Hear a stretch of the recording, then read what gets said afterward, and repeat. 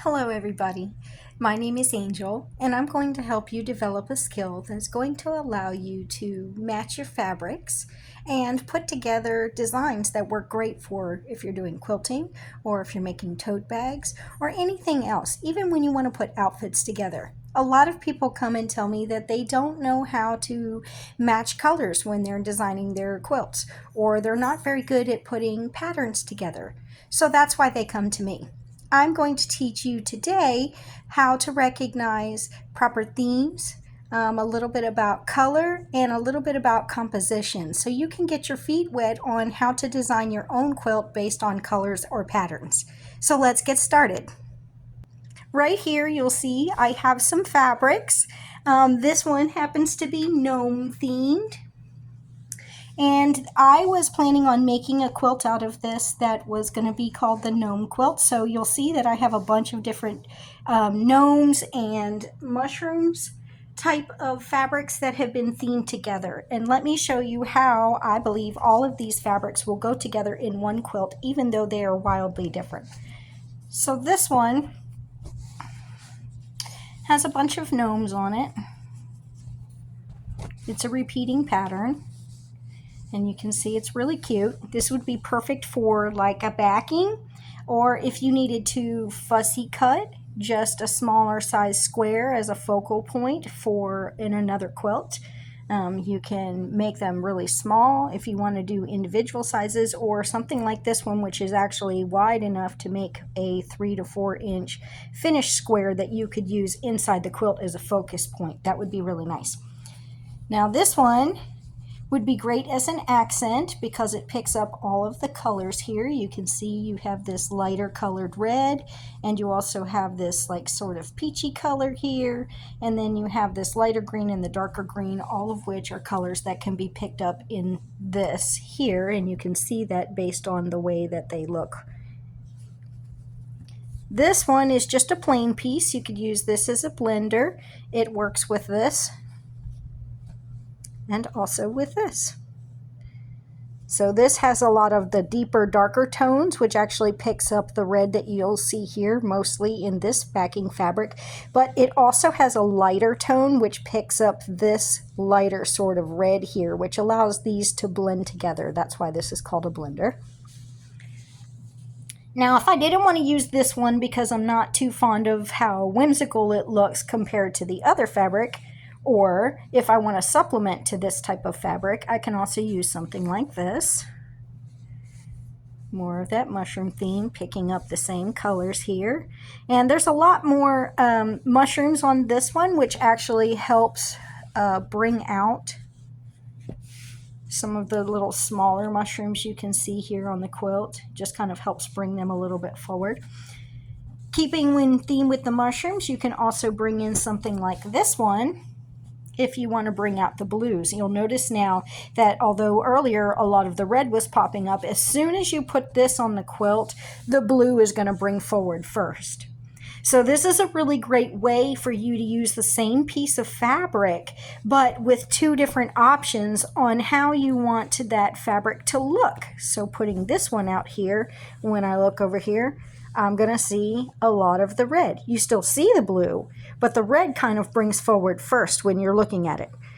Now, when I switch it over and I put it on this side, now even though you see the red, what you see most is the blue parts that pop out here. And also this pink, which actually kind of brings forward more of the vibrancy that you can see here as well. So those are two options.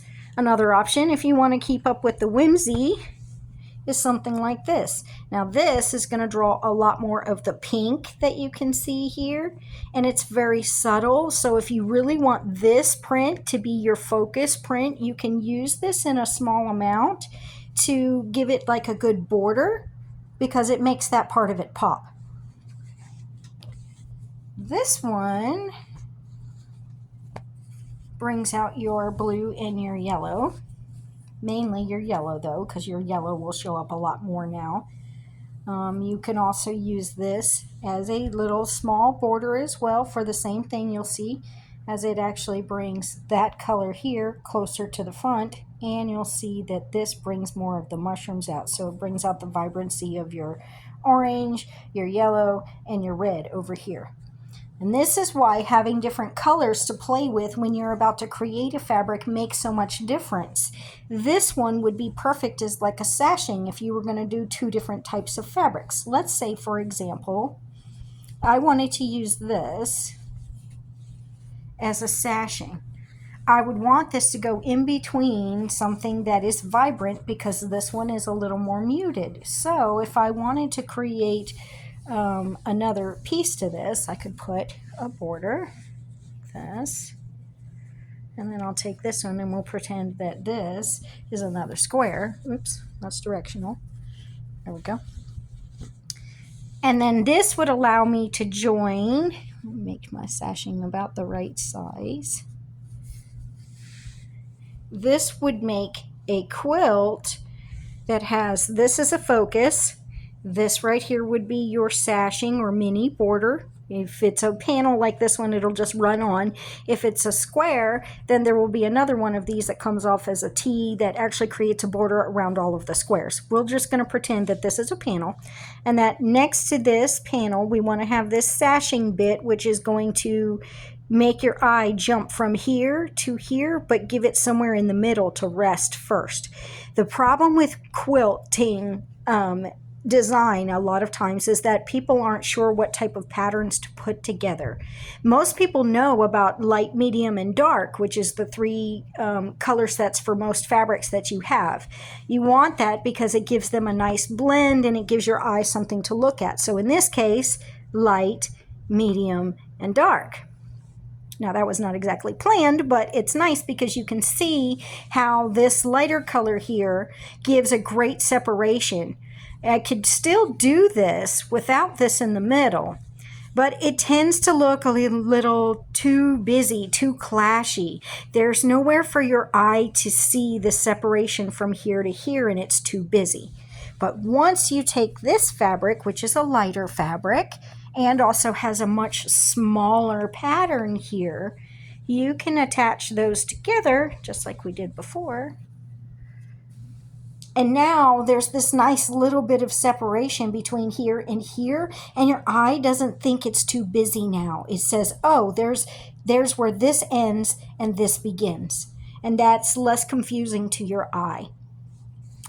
Now, you can also use just this fabric separately, like we said, but I would use this only if I was using this as like a border, and it would have to be like a really small border, or if I was going to use this one at the end of a quilt like this for if I was just using binding, because in that case I'm only going to be seeing about that much on the edge of my quilt, just this tiny little bit right here. And if you make it too much, it'll be so busy that it stands out too much against the quilt. So something like this as a binding would be good, but I still think it would be better if you had something lighter in between it. Now you can also not use this as a focal fabric at all, but use instead a panel like this one, which actually some of these fabrics belong to. This one is a border fabric. And the idea of this one is you actually cut the pieces apart, so there's long lines, and you can use it all together, this piece and this piece, as a wide border, or you can cut this piece apart and this piece apart and use them as two separate things. So this one could be like a small border that I use in between, like similar to like a sashing, or I can use this as an around border in place of this fabric I was using earlier to go all the way around the quilt. And it's themed, so it will go with a lot of the other things. This is a really good one when you want to do color matching to check at, because the pattern is very big. You do get a lot of detail, and because you're getting a closer view of what each of one of the colors are, this is a little bit easier, in my opinion, to work with color matching than when you're taking the selvage like this and trying to color match with that. It's much easier for me to just take a piece of the fabric in there. So see how vibrant that is now? their colors actually match really well. So I know I can use this with this quilt and it won't give me any trouble at all. I have a lot of the same colors in here that I have on my quilt. So this one would be a really great one to add as a square. And then you have this one, which would make a really good sashing, but it has these brown colors here that you can bring out. It has the red you can bring out. It has this sort of tealish green color you can bring out. And so this is really nice for if you have a specific color theme you're going with. Instead of just saying, okay, I'm doing just gnomes, let's say I want to do gnomes, but my accent color on my quilt is going to be this bright red or this teal green or maybe this bright yellow. I can choose those colors as accent colors to bring out of this quilt by having those as colors I can have next to it. So this one is very bright. It's almost too bright, which is one of the reasons why I would use this on the back. I would not use this on the front with this, because this is very muted in a lot of its colors. And although they do both have the theme of having gnomes on them, they are a different style of gnome, and the color palette is a little bit different. So this would be great on the back, but not on the front if I was using this. Now, of course, you can take any kind of design that you already have. So if you have a pattern for, say, a log cabin, you can make this into a log cabin. You can use these strips if you cut it apart as part of your log cabin. You can cut this into strips. You can cut any of these fabrics into strips, and that would make a really, really great like log cabin because it's all mushroom themed, mushrooms and gnomes. Now this one is very interesting. It's really, really bright, super bright. And when you look at the colors compared to the colors that you have on your palette for this fabric, it doesn't really seem to go. Now there's a way that you can make that work. And here's what you have to do. You have to find a common color between this palette and this palette that you can link together that makes the two of them blend, because their styles are very wildly different. But that's not necessarily a bad thing in quilting as long as you can create a link between this fabric and this fabric that makes sense to your eye. And then the design will actually come forward and it'll look right. But you can't make that work if you're not sure what your theme in this case is going to be. So let's say for us, our theme needs to be something green, because green I have here and green I have here, and even though their colors aren't exactly the same, if I take this fabric, okay, now that green is this green, and this green is this green, and we even have some of this yellow color in here, plus we have the red on both sides.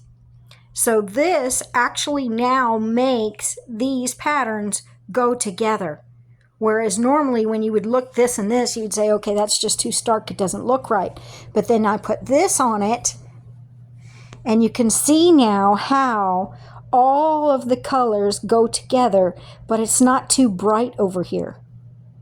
You can see with these two together, it actually helps bring all of the different colors into focus. And I can do that again with something like this if I wanted to make a four square. Let's pretend I did. Okay, and then we'll take this one and we'll put that right here. Okay, now I have a focal patch and I have 3 mushroom fabrics. These two being catty corner from each other is where your eye actually is going to look to make that connection. So I can see here and here, and then I can see here and here, and the contrast but also similarities of this is what makes everything go together. Okay, so over here I have a bunch of mushrooms, which actually goes with a lot of the colors in here and also in here so that they all match. Now I see the deep green and the red, which is also in here, deep green and red, which makes that also match. And you can see that there's some kind of orangey yellows over here. There's a little bit of tan colors from here, from the stalks. And if I actually open this up to a different set of colors, let's say we weren't using that one, you're using this one. Now I have an even better match because I have my orange and my yellow. I have a lot of my bluish color over here. I still have my deep green. I have my light blue. Now this actually compositionally looks much, much better. And I can even change it up a little bit. If I wanted to fussy cut just this area into a square, like I did with this one, I would then change this to here and this one to here. You know, I'm sorry. I take that back. I think I would like this one better over here. Yeah, like that. Okay. And then this one over here. And the reason for that is because now my eye is looking at this, and either direction that I go, whether my eye looks this way or my eye looks this way, it is now connected to this. And both of these are connected to this. So now my eye can make a circle, and it doesn't feel like I'm struggling too hard to make a connection between the color palettes. And so this actually is a really great way to make just a square, a fussy cut square. I have a fussy cut over here, a fussy cut over here, and then two blendables on this side. And this looks really good. I still have my light, my medium, and my dark. So I have my light right here, I have my medium right here, and I have my dark right here, and then I have a focal square. So this is one of the ways I could put this quilt together if I wanted to. If I wanted to keep it just light and fresh and I didn't even want to use this fabric, I could then still make light, medium, and dark by using this fabric. Now this one becomes my light. This one is also a light. Then I have a medium, and then I have a, well, I guess you could kind of call this one dark. But either way, you now have an option for all of these to be more of a lighter, more brought up quilt instead of this one, which actually makes the quilt a little bit darker and brings it down. It pulls out the deeper colors versus the lighter colors, which can be helpful if sometimes you put it together and you like this, but it looks too washed out, or the place where the quilt is going, the colors are darker. You may not want something like this, which brings out more light. So those are some of your options. You also have the option of using this, just like we were talking about before. And now this one is my light, this one is my medium, and this one is my dark. But it's still very light and fresh. Now adding this one here actually brings most of the pink out of here. And because we have this brighter reddish pink here, that magenta color actually helps bring these colors forward and makes them pop. You can have this one if you wanted. All of this centers around the different themes. If I wanted it to be more red, I could have this one here. I could have this one here. And then for fun, I could have this one here. And now I have a totally different looking square. Now in this square, let's bring this up a little bit more so it looks right. There we go. Having this square together actually gives your eye a solid place to rest, which in that case probably would look better this way because you want it to connect to his hat, which is really bright. So now your eye goes from here to here, or from here to here, or from here to here. This red cap connects all of these colors together.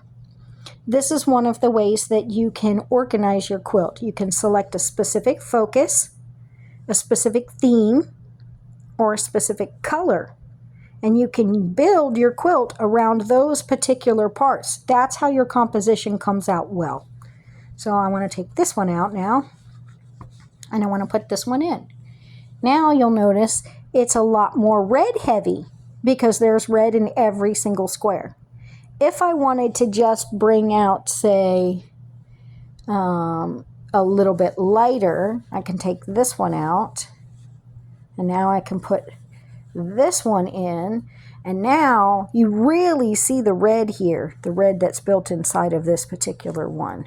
And so now you can see the red on all of these, light, medium, and dark. Focal square. And you can play around with the different fabrics. They don't have to be like this. You could have this one over here and this one up here. Or you could have this one up here and this one on the bottom. It's not really going to matter unless it looks good to your eye. And you can learn how to do this skill over time. I actually personally like the way this one looks better, even though this square was down here first. I still like this better. To me, this is just my opinion, but to me, I see focal square. I see the red mushrooms and the deep colored green. Then I see this pink, which leads my eye over here. I see the pink and the red and the light blue, which actually goes back over here. There's my light blue over here. And then the red kind of leads me into here, which then leads my eye back here. So it's making, even if you start here, your eye is still going to make an association based on the colors that it sees. And that usually in a quilt typically means that your eye is going to work in a circle. This is how you want it to look, because you want your eye to have a frame of reference. So typically when you're looking at a quilt, it'll start in the middle of the quilt and your eye will start there and kind of make like a spiral all the way around until the outside of the quilt. So if the elements are right, then you will see your focal fabric first, panel, whatever it is you might be having. You'll see that first. Then you'll see whatever border you put around next to it. After that, if there's any sashing, you'll see the sashing in between the squares first. If there's no sashing, then you'll see the border. After that, if there are any other borders. So the best thing when it comes to doing this is making sure that when you get to the next section where you want your eye to start going around, create a break there. Think of it kind of like a period at the end of a sentence. You want to make sure that there is somewhere for your eye to rest before it starts moving again, because if it just keeps moving through the whole quilt, it's too busy and it starts to fatigue your eye trying to take in everything because it's so overwhelming. So this was just one example. This happened to be my mushroom and gnome example. At some point I am going to actually make it into a quilt. Just hasn't got that far yet. This one is another one that I really like. I actually did make a quilt with these fabrics. It's in the other room. And I liked this one because I was born in September and I really like the autumn theme colors that were here. So these are all the colors, some of them, that were in my quilt. And I actually have some of the quilt squares still here. So this was one of those. And then that one, and then this. And then this one, which I don't have out here as any extra, I'm pretty sure I used almost all of this one. But these were the colors. And then I also had a green wave fabric. I'll show it to you on the finished quilt in just a minute. But these were all of the colors. And I was doing a quilt that was called Through the Window. That was the name of the pattern. It was a Villa Rose pattern card that I had gotten, and this was the frame on the outside of the window being whatever panel it was that you put in the center. So I'm gonna pause here for just a second and then I'm gonna come back with the quilt and let you see what it looks like.